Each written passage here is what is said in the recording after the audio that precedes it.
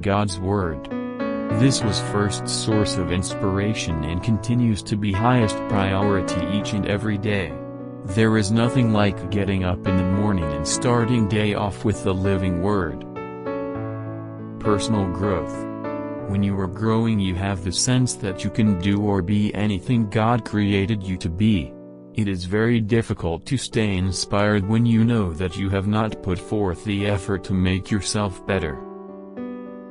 Family connection. Spending quality time with family is so critical.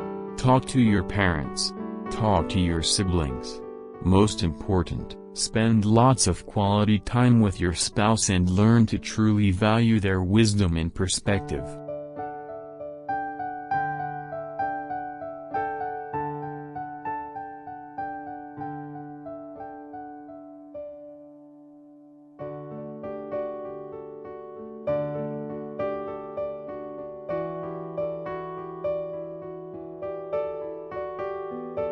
Music and joy. Whether it is praise music in the morning, jazz music to work with, or a little Mozart for reading in the evening, music is a vital part of your life and huge source of inspiration. It always puts you in a place of relaxation, focus, and creativity. Reflection.